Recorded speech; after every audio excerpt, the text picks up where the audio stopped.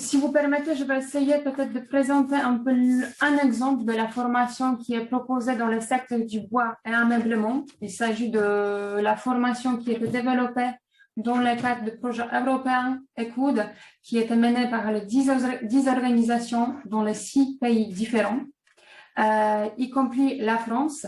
Et au niveau de la France, on a eu effectivement les chambres du commerce italien et les MEDEF Auvergne-Rhône-Alpes qui étaient engagés dans ce projet. Dans les groupes de participants, on a eu les confédérations de l'industrie du bois et de l'ameublement, les réseaux européens de centres de soutien à l'innovation, les différents représentants de prestataires de formation professionnelle qui étaient associés à ce projet, aussi des organismes de formation entrepreneuriale et effectivement chambre de commerce. Le projet a duré 3 ans. Aujourd'hui, on est à la dernière phase de ce projet. Il faut mentionner qu'en 2017, c'était un des 8 projets qui était garanti en Europe avec tel budget de presque 1 million d'euros. Les objectifs de ce projet, c'était de l'accompagner le développement de l'industrie du bois et de l'ameublement, développer la formation professionnelle, la formation qualitative et innovante, mais aussi de développer ou surtout de développer les compétences professionnelles des menuisiers. On parle ici surtout des compétences transversales et des compétences innovantes. Comment nous avons fait ça? En fait, pendant 8 mois, on a, avec tous les partenaires dans 6 pays différents, on a mené des recherches et les études et aussi les consultations avec le secteur du bois et ameublement pour voir qu'est-ce qui est déjà proposé au marché au niveau de la formation, quels sont les besoins du marché au niveau de compétences. Et comme ça, tous ensemble, on a pu définir un métier de conseiller en innovation. Et pour ce type de métier, on a créé une formation qui était développée et validée avec tous les partenaires dans 6 pays différents. Je vais aussi vous présenter un peu le contenu de cette formation. La formation est accessible sur les plateformes qui étaient développées aussi dans le cadre de ce projet. Et nous avons déjà testé cette formation. Conseiller en innovation, c'est une personne qui peut se définir, qui peut définir et qui peut mettre aussi en œuvre la stratégie innovante dans les entreprises du meuble pour faire face aux défis de futur. C'est aussi une personne qui peut travailler en équipe avec les experts spécialisés dans les différents domaines, comme les concepteurs, le directeur de production, le personnel, le marketing, le directeur général. Donc, c'est vraiment quelqu'un avec des compétences transversales. Si on parle de la formation ECOUD, je ne vais peut-être pas présenter en détail les contenus, mais il faut tout à fait mentionner qu'on a développé une formation qui consiste de 5 modules indépendants. Chaque module il est consacré à un sujet spécifique. Par exemple, le premier module, il est consacré à design, conception et prototypage. La deuxième unité est consacrée à la gestion de l'innovation. Troisième est consacrée à la recherche sur le design, les tendances et l'innovation. Après, on parle aussi de gestion de projet et on présente le contexte interculturel avec le développement professionnel, mise en réseau. À la fin, on a pu créer une formation qui est innovante, qui doit servir à développement des entreprises, la compétitivité des entreprises, et une formation aussi qui est adaptée au changement du marché. Donc, on vous propose des vidéos interactives, une analyse pédagogique approfondie. On a aussi beaucoup de liens présents vers le document externe et les tests d'évaluation. On vous propose aussi 5 modules d'apprentissage qui sont indépendants et tout ça dans un contexte international. Je veux juste rappeler que le contenu a été développé par les partenaires dans 6 pays différents. Donc, on a évidemment échangé de bonnes pratiques, on a échangé aussi des savoir-vivre. Tout ça, vous pouvez trouver dans cette formation. Qui est notre cible? En fait, aujourd'hui, la formation est proposée surtout pour les étudiants, mais pas uniquement parce que, en fait, nous, on a déjà testé cette formation sur les personnes qui travaillent déjà, qui sont actives dans le secteur du bois et l'ameublement. Donc, ça peut vous aussi servir comme un moyen d'approfondir la connaissance et aussi de développer les compétences professionnelles spécifiques. Toute la formation aujourd'hui, elle est accessible en ligne, elle est gratuite. Ici, vous pouvez trouver les liens pour accéder à cette formation. On a 5 unités. À la fin de chaque unité, on vous propose un test. Si le test va être réussi, vous pouvez obtenir aussi un badge de reconnaissance qui peut être attaché à votre compte LinkedIn. Donc, soit on propose 5 badges séparés, soit vous pouvez avoir un badge pour la totalité de cette formation. Et comme je mentionnais, nous, on a déjà fait un test de cette formation. C'était un événement qu'on a organisé avec Pôle emploi et la Chambre du commerce italien pour la France à Lyon. On a eu déjà 40 participants, les retours vraiment positifs. Je pense que Madame Prina, elle va aussi parler un peu plus de cet événement. Moi, de mon côté, j'aimerais bien juste finir ici. Et pour la fin, j'aimerais bien vous montrer aussi les 2 témoignages de personnes qui ont déjà participé dans cet événement.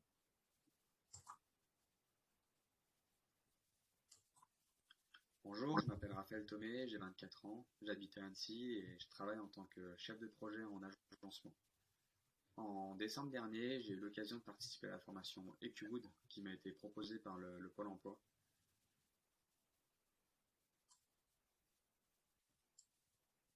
C'est une formation qui a duré 2 jours. En première journée, on a parlé de design thinking, de prototypage et de conception. Et en deuxième journée, on a parlé de mise en réseau et de compétences interculturelles. J'ai trouvé cette formation enrichissante parce qu'elle était adaptée à mon poste. On a parlé vraiment de choses qui se passent dans le quotidien dans mon métier. Et j'ai trouvé aussi d'actualité. Par exemple, en impression 3D, on a évoqué les nouveaux procédés d'impression 3D, quelle matière on pouvait utiliser. Donc j'ai appris par exemple, il y avait presque plus de limites en impression 3D. Ça c'est vraiment intéressant parce que dans mon métier, on peut être amené à faire toutes sortes de choses, en tout cas dans la phase prototypage pour certains projets. Et également dans la partie mise en réseau et compétences interculturelles, ça m'a été aussi utile parce qu'on a parlé de différence entre compétences et capacités et de soft skills. Donc ça m'a permis de réaffiner un petit peu mon CV pour continuer ma recherche d'emploi. Donc voilà, j'ai trouvé globalement ces 2 jours vraiment intéressants. Je tenais aussi à remercier les partenaires de EQWOOD qui ont créé cette formation. Donc merci et au revoir. Bonjour, je m'appelle. En tant qu'artisan ébéniste, la formation EQWOOD m'a permis d'entrevoir de nouvelles perspectives d'évolution de mon entreprise. En suivant les différentes étapes du design thinking, mes idées de création peuvent germer et prendre forme de manière plus structurée et efficace qu'auparavant. Un point que j'ai vraiment apprécié sur les différents modules de formation proposés, c'est la participation de professionnels du secteur. Par exemple, le prototype rapide était nouveau pour moi, mais particulièrement important dans le but de créer et développer de nouveaux objets répondant aux besoins de mes clients. Avoir une interaction directe pendant la formation avec les gérants d'entreprise m'a permis de comprendre plus rapidement les avantages du prototypage et aussi d'avoir des réponses rapides à mes questions et problématiques. Un autre atout de la formation EQWOOD, c'est d'avoir un support en ligne détaillé avec plusieurs demi-journées de sessions interactives délivrées par des professionnels. En tant qu'artisan, mon temps est compté et cette flexibilité d'apprentissage est primordiale pour moi. Continuer à se former sur la plateforme en ligne est important et je peux le faire indépendamment et quand cela me convient. Alors je peux toujours me former en gardant mes journées de travail productives. Grâce à cette formation, je peux aujourd'hui développer de nouvelles idées et de nouvelles créations pour et en collaboration avec mes clients.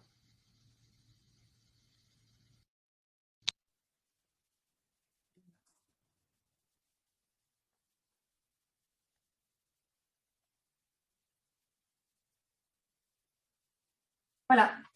De mon côté, c'est tout. Je vous remercie pour votre attention. Si vous avez des questions par rapport au projet ou peut-être la formation qui a été développée, n'hésitez pas à me contacter. Je vous invite aussi à visiter le site internet du projet Equiwood et aussi de nous suivre sur les réseaux sociaux. Merci beaucoup et je passe la parole à Madame Sophie Prina de Pôle emploi qui pourra nous présenter un peu plus en détail les informations sur le marché du travail, l'organisation de l'événement avec nous en décembre dernier. Madame Prina, je vous laisse la parole. Oui, merci beaucoup Malgo. Voilà, mais je tenais à vous remercier de m'avoir proposé aussi de restituer les éléments d'un peu de bilan sur lesquels on a travaillé également et de pouvoir faire part de la collaboration qu'on a eue au niveau de notre direction régionale Auvergne-Rhône-Alpes en lien avec le MEDEF Auvergne-Rhône-Alpes et puis la CCI italienne. On entretient des collaborations depuis de nombreuses années, alors sur des projets européens, bien sûr sur d'autres champs, et puis plus globalement avec nos partenaires des services publics de l'emploi italiens, même s'ils n'étaient pas directement partie prenante de ce projet-là, mais ça a quand même été l'occasion de traiter un certain nombre de thématiques que je vais restituer aussi ici.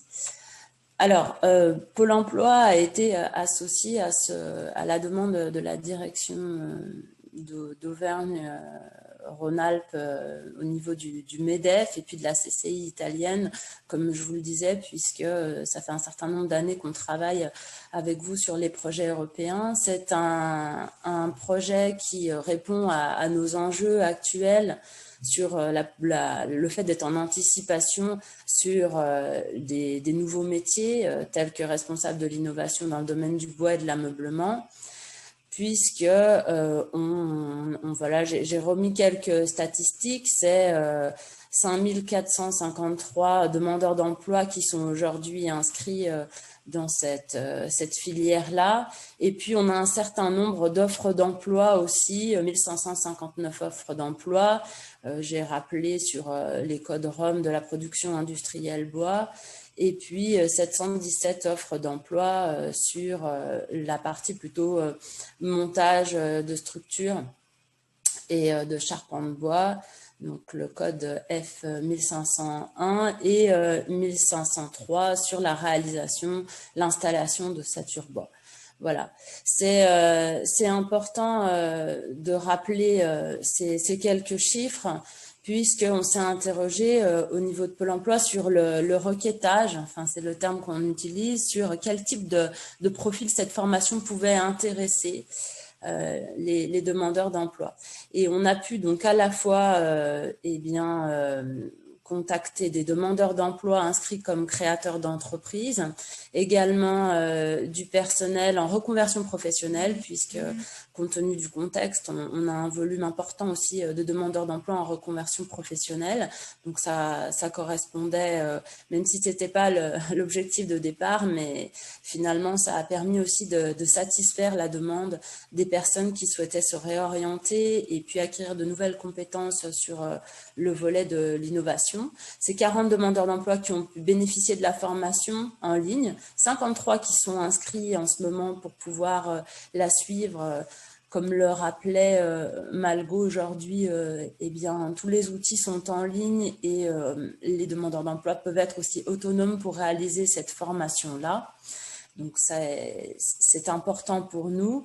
Ce qui a beaucoup plu dans les questionnaires de satisfaction et la restitution qu'on en a eu aussi à l'oral sur la base du diagnostic fait avec chacun des demandeurs d'emploi, c'est la possibilité de bénéficier d'un open badge avec cette formation-là. Et puis également, c'est la possibilité donc d'avoir une ouverture. Ça a été redit aussi au niveau des entretiens, notamment en termes d'innovation, de design et de prototypage.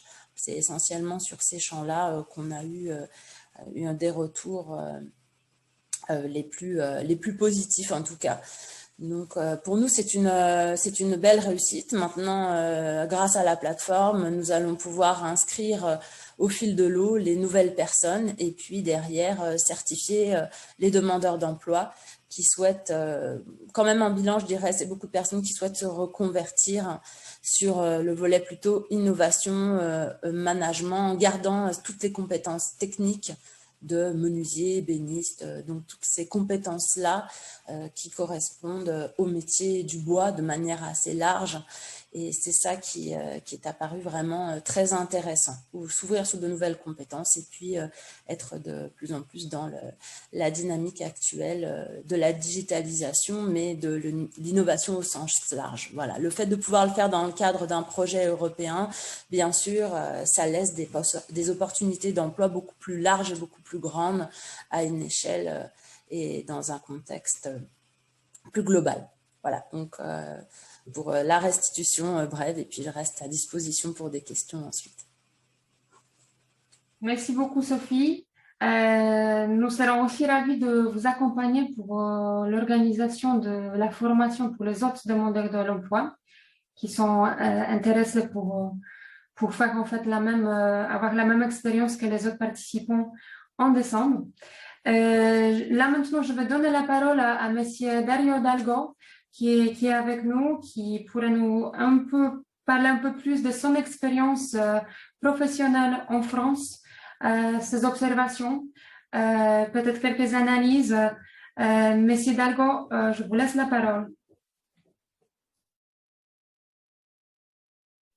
On ne vous entend pas, je pense que c'est le micro qui est coupé.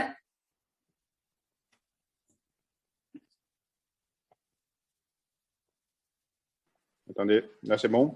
Merci. Attendez, pardon, excusez-moi. Je remercie pour cette invitation. Donc, moi, je suis italien de naissance. Je pense que ça s'entend encore pas trop mal dans mon français. Donc, turinois. Et je suis, donc, je partais d'une famille d'artisans.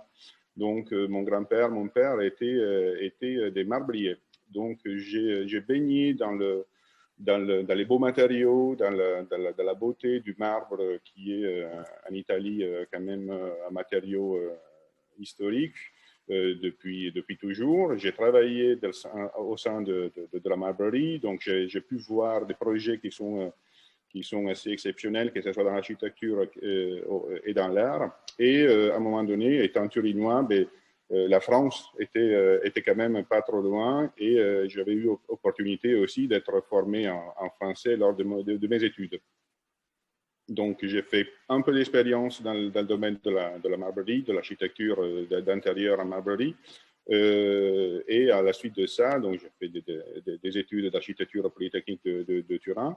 Et j'ai été attiré par cette internationalisation qui commençait à être quand même assez ressentie pour le processus architectural et d'architecture d'intérieur au moment de ma formation. Et c'est pour cette raison que j'ai passé les Alpes, entre guillemets, et commencé à échanger avec le marché français dans le domaine de la marbrerie. Après, une chose fait l'autre.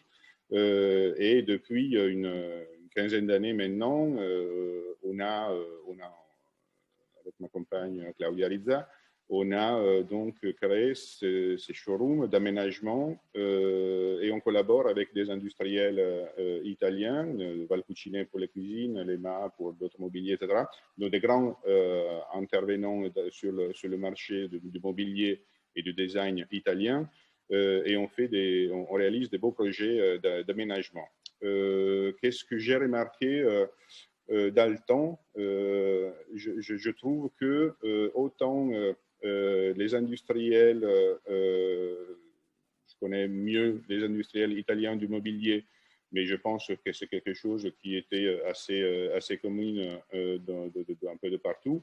Autant il y a une quinzaine d'années, une dizaine d'années, ils avaient une approche plutôt, disons, produit, c'est-à-dire ils avaient des designers à l'intérieur ou à l'extérieur qui concevaient un produit un peu dans leur coin parce qu'ils pensaient que la forme, l'utilisation, etc., était celle qu'il fallait imposer, entre guillemets, au marché parce qu'ils savaient que c'était ce cheminement-là qu'il fallait faire.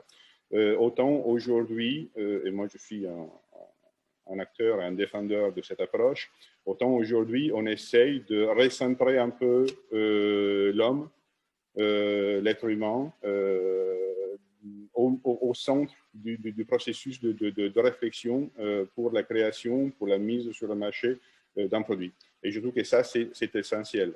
C'est essentiel parce que on se rend compte que de plus en plus, on est confronté à des situations qui sont assez différentes, assez bousculantes parfois par rapport à ce qu'on a appris sur les bancs d'école, et que donc il faut s'adapter au fur et à mesure aux situations qui se proposent.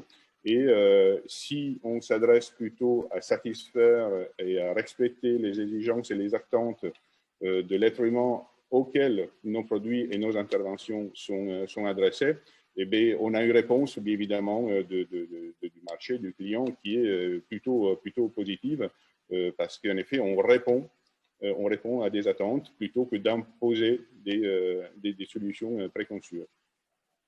Ça, je pense que c'est très important dans la formation. Madame Prina disait tout à l'heure qu'il faut axer tout cela sur la formation. Eh bien, c'est essentiel. C'est essentiel parce que je pense que les décorateurs, les designers, les architectes d'intérieur d'aujourd'hui ne doivent pas oublier, ne doivent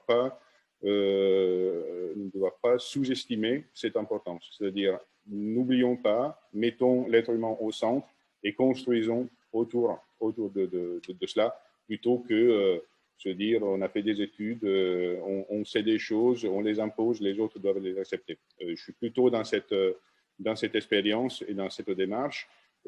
Autre chose, bien évidemment, très importante aujourd'hui dans la formation et dans le développement, par exemple, d'un designer, de quelqu'un qui fait mon métier, c'est absolument la formation à tous les instruments qui sont d'un côté du marketing, parce qu'il faut aujourd'hui, on n'est plus des artistes, qu'on travaille dans son propre coin, il faut se confronter justement à ce qui se passe sur le marché. Et de l'autre côté, à tout que l'informatique, tous les outils informatiques qui aujourd'hui nous sont mis en disposition. Je parle des logiciels, bien sûr, mais de la réalité virtuelle de l'autre côté, qui nous permet vraiment de se projeter à 100% dans les projets qu'on propose à nos clients. Chose très importante, en sachant que, quand c'est possible, il faut que nos clients, nos interlocuteurs soient le plus possible intégrés dans ce processus de décision. Aujourd'hui, les fabricants travaillent énormément sur tout ce que c'est le brainstorming, tout ce que c'est le thinking design, tout ce qu'on appelle l'expérience partagée. Et ça, c'est quelque chose d'extrêmement important. Voilà. Donc ça, c'est un peu mon expérience, mon petit parcours. Je prends toujours du plaisir, bien évidemment, à ce métier qui est exceptionnel. Mais c'est important d'évoluer au fil du temps. Voilà. Merci beaucoup pour ce temps. Merci beaucoup, M. Hidalgo, pour votre discours très intéressant.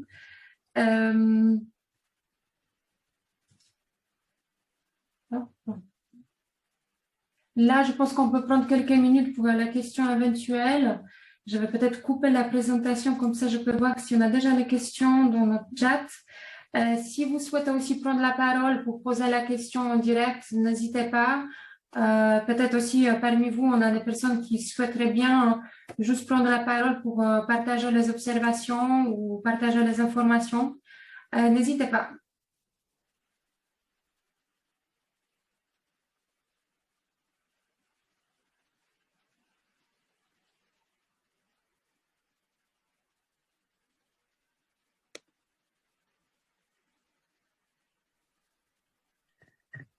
Moi, j'ai une petite question concernant la formation. Est-ce qu'il y a eu une étude sur les débouchés, vers quel métier c'est allé?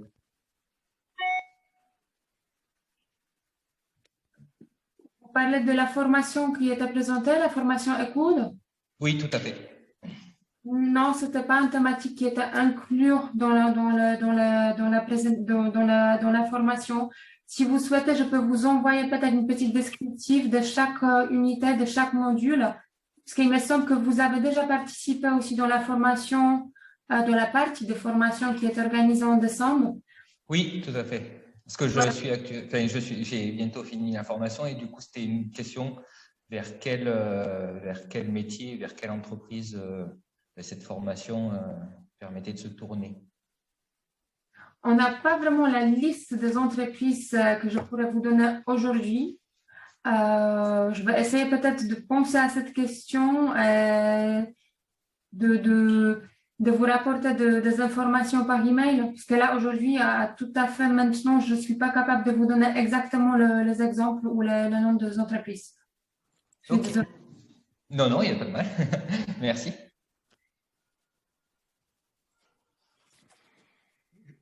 J'aurais une... Oui, bonjour, Stéphane Grulois du FCBA. Je ne sais pas si vous m'entendez. Oui, bonjour, on entend bien. Oui, bonjour. J'aurais souhaité avoir peut-être de la part du MEDEF quelques éléments sur la structure des entreprises de l'ameublement dans notre région, parce que bon, on sait qu'on a sans doute à la fois des choses très industrielles et des unités plus artisanales. Est-ce que vous auriez des éléments peut-être un peu plus précis, même qualitatifs, sur la structure des entreprises, s'il vous plaît? En fait, au niveau des MEDEF, on a des informations par rapport aux entreprises. On a certains types d'entreprises qui sont adhérents au MEDEF. Si on n'a pas les entreprises qui sont adhérents, on a les entreprises qui font la partie de réseau ou de la filière du bois ameublement. Mais c'est un type de réseau qui n'est pas nécessairement directement lié avec MEDEF aujourd'hui. Ah oui, d'accord. Voilà. Donc, nous, parmi nos adhérents, on a effectivement quelques entreprises qui sont actives dans ce secteur, mais ce sont des entreprises qui sont plutôt en contact avec le MEDEF territoriaux. Nous, on est MEDEF régional.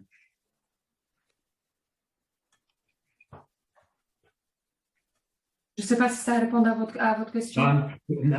Alors, sur vos adhérents, un peu, quelle est la taille, un peu la typologie des entreprises? C'est un peu ça ma question. Est-ce que voilà, en termes de taille, de nombre de salariés, comment vous décririez la typologie de ces entreprises? Ce sont plutôt de PME, donc le petit ou moyen type, petite ou moyenne taille des entreprises. Je vais dire un mot si vous voulez. Je m'entends là. Juste pour expliquer, enfin, on n'est pas directement, évidemment, dans le cadre de ce webinaire. Le MEDEF régional a pour adhérents les 12 MEDEF territoriaux de nos départements et les 30 branches professionnelles qui adhèrent au niveau régional. Vous êtes du FCBA, la fédération donc, du bois et de l'ameublement. Le centre technique. Le centre technique. D'accord. Le FCBA est une organisation professionnelle qui finalement adhère simplement au niveau national d'ailleurs, pas au niveau régional et pas infra au niveau départemental. Donc nous, nos adhérents directs, c'est juste pour compléter l'explication qui vous est donnée par Malgo, nos adhérents ne sont pas les entreprises elles-mêmes. Alors maintenant, la structure des entreprises, on vous a donné des éléments de réponse, c'est-à-dire plutôt des TPE, PME, mais on a aussi un groupe dans notre région, et vous le savez bien, on a par exemple le groupe Fournier, qui est fabricant, un des leaders français, le co-leader français avec les cuisines Schmitt des cuisines et puis aussi des aménagements de salles de bain. On a des entreprises aussi qui font donc pas mal de cuisinistes, parce qu'on a bien sûr Fournier, mais on en a d'autres, un peu moins gros peut-être, mais je pense aux cuisines Morel et autres, qui adhèrent à nos MEDEF territoriaux, et en l'occurrence la Haute-Savoie, s'agissant de Fournier, puisque leur siège est à Thônes. Et puis après, une ribambelle, si vous voulez, de TPE, PME, dans la menuiserie, la scierie, la fabrication de mobilier aussi, évidemment, qui adhèrent ou qui n'adhèrent pas, parce qu'en définitive, c'est aussi un secteur où, même si nous avons beaucoup de TPE, PME, c'est un secteur où, à la différence de l'industrie métallurgique, chimique, pharmaceutique ou plasturgique, on a moins d'adhérents. qui est moins bien représenté dans nos MEDEF.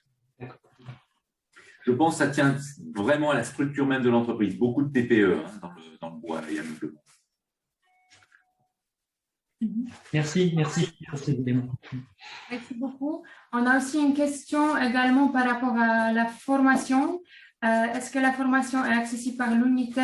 Oui, exactement. Vous pouvez choisir l'unité qui vous intéresse. Vous n'êtes pas obligé de suivre la totalité de la formation. Est-ce qu'on a des dates? Non, on n'a pas de date. La formation est ouverte en ligne, donc vous pouvez l'accéder à n'importe quel moment. Vous pouvez le suivre pendant une semaine, comme pendant plusieurs semaines. Ça dépend aussi de votre disponibilité.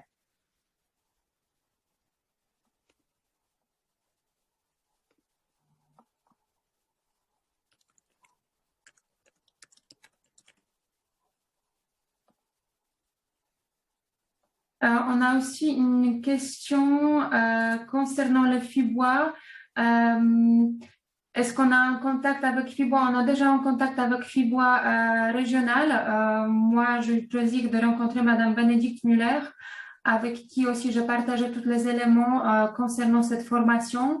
Elle m'a promis aussi de partager cette information avec toutes les adhérents de FIBOIS. Je ne sais pas si c'était déjà fait, si ce n'est pas encore fait, je pense que ça va être partagé dans les prochaines semaines. Moi, j'ai aussi partagé les éléments en anglais comme en français.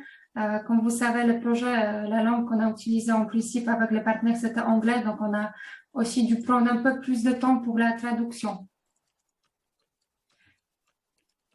Est-ce qu'on a des autres personnes qui aimeraient bien prendre la parole? Je regarde dans le chat, je ne vois pas des autres questions.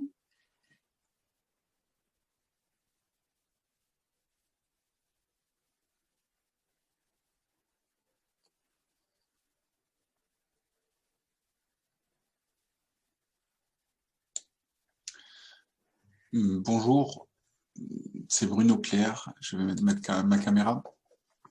Bonjour.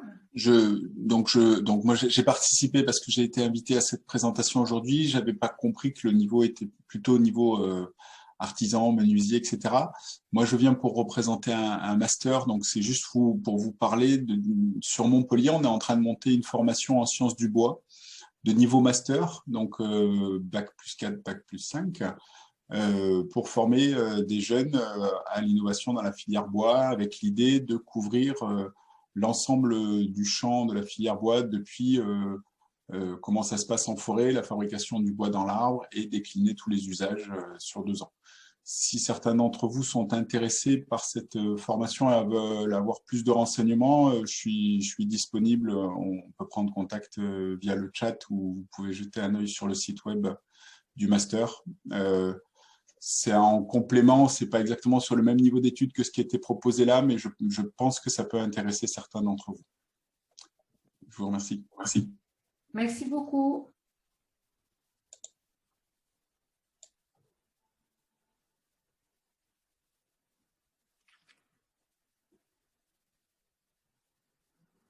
Merci, Monsieur Dalgo. J'ai vu votre message que vous êtes obligé de nous laisser. Merci beaucoup pour votre discours. Merci à vous. Bonne continuation. Merci. Merci, au revoir. Il n'y a plus de questions. Est-ce qu'on a encore des autres questions?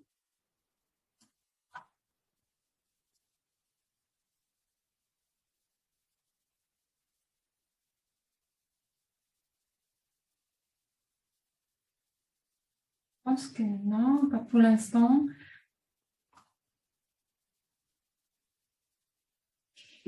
Monsieur Bonnet.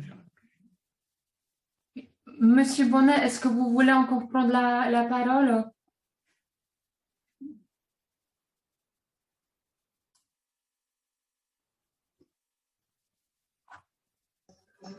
Voilà, ça y est, le micro fonctionne. Eh bien, écoutez, simplement pour remercier les uns et les autres, remercier également notre staff ici à la Chambre de commerce italienne, sans lequel, évidemment, rien ne se passerait. Donc, excellent travail à tous. Je note l'intérêt de l'audience. Et il y a encore une question, d'ailleurs, quelqu'un demandait à quelle adresse fallait-il s'inscrire pour accéder aux formations. Je pense que vous donnerez toutes ces informations. Voilà, comme je l'indiquais, je vais également quitter la réunion pour un autre rendez-vous et je vous souhaite à toutes et à tous une très bonne journée. Merci beaucoup. Merci pour votre participation. Merci à vous. Moi, juste avant de finir, j'aimerais bien encore partager avec vous deux petites informations. Première l'information, c'est qu'à la fin de ce mois encore, avec CCI Italien, avec notre partenaire européen, on va organiser une conférence finale pour la clôture de projet ECOUD. Vous êtes tous bienvenus. La totalité de cet événement va être traduit en français, donc même pour la personne qui ne maîtrise pas anglais, vous êtes encore le plus bienvenus. On va parler en fait de l'innovation dans le secteur d'ameublement. On va présenter aussi 4 startups européennes, donc on va avoir aussi beaucoup de partage de meilleures pratiques, un échange d'expériences. On va aussi organiser une table ronde avec les représentants de secteur du business, mais aussi les personnes qui travaillent pour la Commission européenne. On va vous envoyer cette présentation, donc y compris les liens pour l'inscription pour cet événement. Mais j'aimerais bien déjà vous inviter à vous inscrire et à réserver du temps pour participer dans cet événement. Il y a aussi une petite invitation de notre côté. En octobre l'année dernière, on a lancé un autre projet européen qui est un peu la continuation du projet ECOUD. C'est une compétence qui est adressée aux personnes qui travaillent dans le secteur du bois et ameublement sur le développement de compétences numériques. Aujourd'hui, on est en recherche active de partenaires au niveau de régions, les centres de formation, les entreprises, tout ce qui pourrait bénéficier, qui pourrait aussi partager les observations que nous, ensuite, on pourrait partager avec notre partenaire européen. Si vous êtes intéressé par votre participation, n'hésitez pas aussi à me contacter, envoyer une petite email, comme ça je pourrais vous rejoindre soit par email, soit par téléphone. Encore un grand merci pour tous les participants, pour tous les intervenants. En cas de questions, je vous invite à contact. On va vous envoyer aussi les diapositives de ce webinaire en utilisant effectivement le lien, l'adresse email que vous avez utilisé pour l'inscription. Juste avant la fin, j'aimerais bien vous demander si vous pouvez naturellement d'allumer votre caméra. On va peut-être essayer de prendre une dernière photo pour Agence nationale Erasmus+, et pour la Commission européenne qui cofinance cette réunion.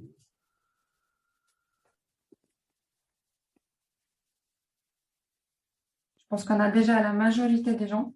Donc, je vous demande de faire un petit sourire ou faire une petite signe avec votre main. Je pense qu'on est bien. Merci beaucoup. Merci beaucoup et bon après-midi à tout le monde. Au revoir. Merci, au revoir. Merci, au revoir.